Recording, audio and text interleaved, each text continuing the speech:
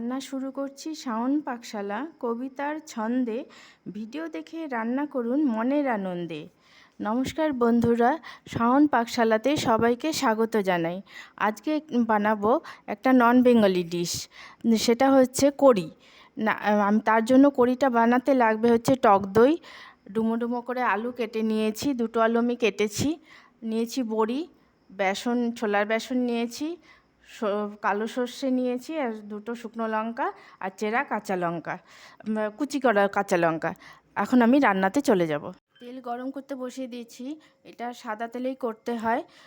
তার জন্য আমি প্রথমে লাল লাল করে ভাজা হয়ে গেছে, বড়িগুলো আমি তুলে নিচ্ছি। এখন আমি ফোড়ন করে নেব কালো সর্ষে আর শুকনো লঙ্কা, ভেজে নেব।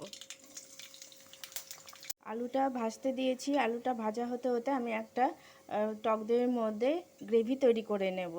এখন টক দইয়ের মধ্যে দিয়ে দিচ্ছি ছোলার বেসন, পরিমাণ মতো লবণ। লবণের সাথে টক দইটা ভালো মতো করে মিশিয়ে নেব। ব্যাটারটার মধ্যে সামান্য জল দিয়ে নিয়েছি, প্রয়োজন পড়লে আপনারা একটু জল মিশিয়ে নিতে পারেন যদি একটু ঠিক মনে হয়। আমি একটু জল দিয়ে পাতলা করে নিয়েছি। আলুটাও ভাজা হয়ে গেছে এদিকে। এখন আমি দইয়ের গ্রেভিটা দিয়ে দেব কড়াইয়ের মধ্যে।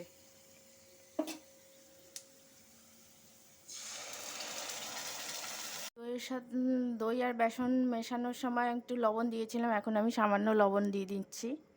কিছু গুঁড়ো মশলা দেব, দিচ্ছি হলুদ গুঁড়ো, দিচ্ছি ঝাল লঙ্কার গুঁড়ো, জল দিয়ে দিলাম যাতে আলুটা সেদ্ধ হয়ে যায়।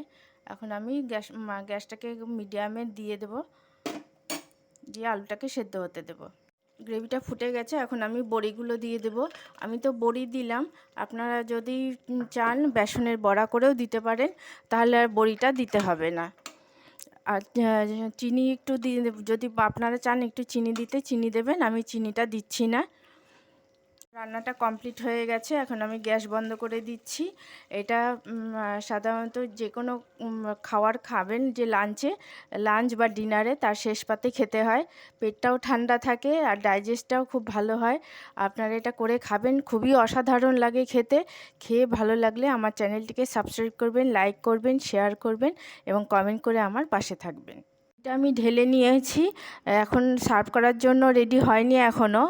এটা ঠান্ডা হবে, ঠান্ডা হলে ফ্রিজে রেখে দেবো, তারপরে খেতে হবে। আপনারাও এইভাবেই করবেন।